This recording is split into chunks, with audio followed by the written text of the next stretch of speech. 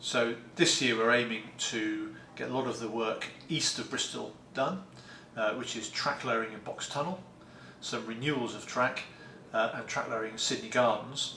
And the track lowering is to make way for the electrification equipment, so it's effectively got space between the top of the train and these old Victorian structures. Now, I want to know specifically how the electrification of the line from London to the West Country is going to affect Bath. But can we start with the Box Tunnel, because that's just up the line from Yes. Bath and will affect services from Bath Station. What are you doing there and why? So if you imagine that Brunel built Box Tunnel for steam engines, although the entrance looks very grand indeed, it very quickly narrows to quite a small diameter tunnel. So in Box, instead of having to cut into the roof, we're lowering the track by around 300 millimetres in order to put the electrification equipment into the roof so that the new IEP trains and their pantographs can fit underneath.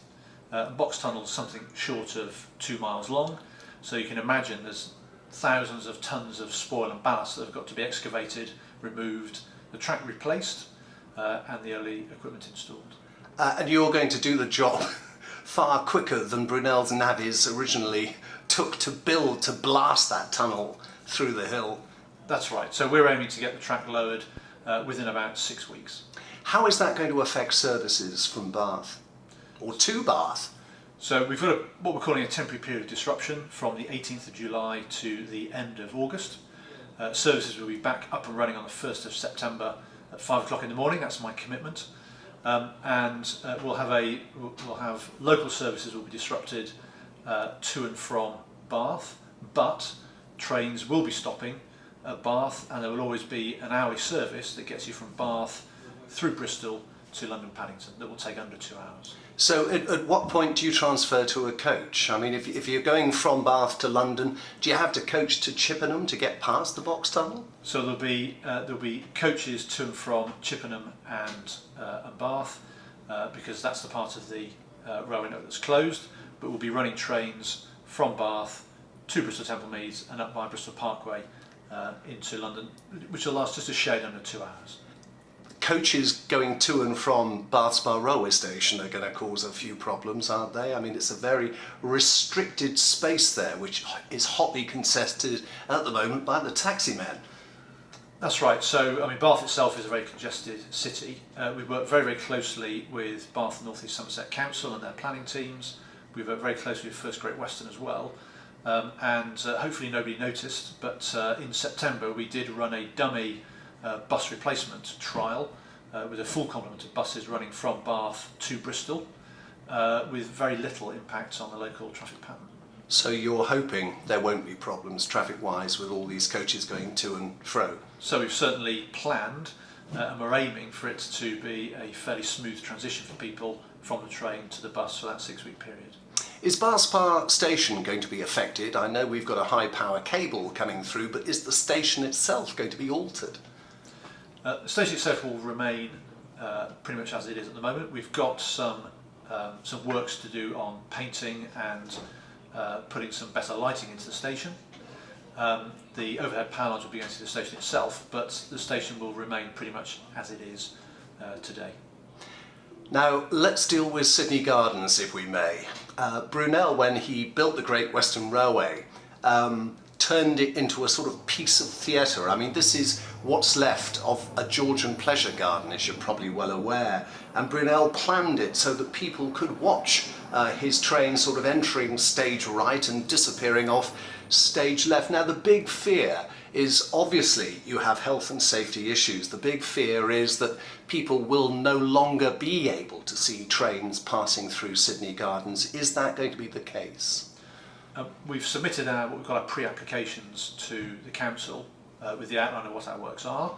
The aim that we've worked with the council to prepare is to ensure that people can still utilise that theatre of railway.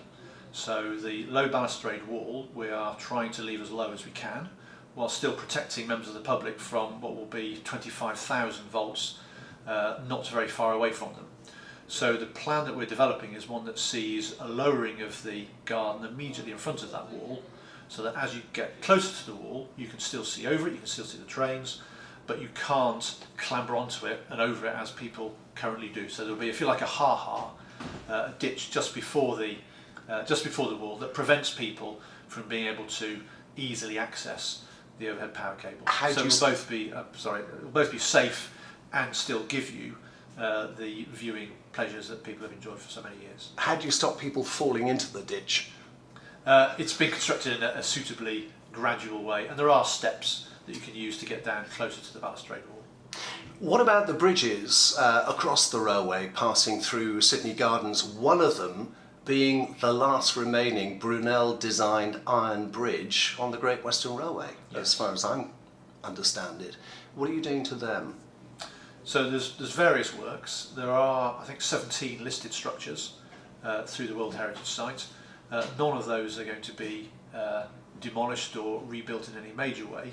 The main works that we have to do are to increase the height of the side walls of those bridges. Again, as you might imagine, those that have got low walls will be vulnerable to people coming into contact with the overhead wires. So we have to raise those parapets to 1.8 metres in order to stop people from accidentally or on purpose indeed coming into contact with the power cables. Will you use any sort of material that people can see through so they can still watch the trains? So we're just finalising the plan permission process, the listed building consent process, but we're having a perforated parapet, so it's partially a kind of full thickness and then a parapet that will allow some visibility through but stop people from coming to any danger. I want to move on about sympathy to original Victorian design, but first of all, this business of a ditch works on that part of the park where Brunel created a sort of amphitheatre, but you've got an issue with mature trees as well. Does this mean whole-scale felling of trees to create the ditch? There won't be any major trees felled as a result of digging the ditch. As you might imagine, being sympathetic to the local environment is extremely important to us, whether that be the wildlife or other parts of the ecology. We've spent a number of months looking at the surroundings, looking at the tree roots and the ball roots of those trees, and doing some trial holes in the area to make sure that when we install the ditch, it doesn't affect any of the major trees that are growing in the gardens themselves. When I was talking about sympathy to design, am I right in thinking that the actual poles that will carry the cable will be specially designed when they pass through Sydney Gardens? They will be different, more sympathetic to the Victorian architecture? That's right, yes. So across the whole of the electrification of the Great Western, we're installing something like 15,000 structures. And as you might expect, to get best value for money for the taxpayers, we're trying to make that into a production line process. However, where we are touching listed structures or going through a World Heritage Site, and in particular Sydney Gardens, we're paying attention to making sure that we can bespoke those structures to the environment, and especially in Sydney Gardens, we're creating some specific cantilevered structures that will blend in with the stone, the Victorian stonework. Is it unheard of for Network Rail to fall over themselves here, to be nice to an area when electrification passes through? I mean, is Bath very much seen as a special case?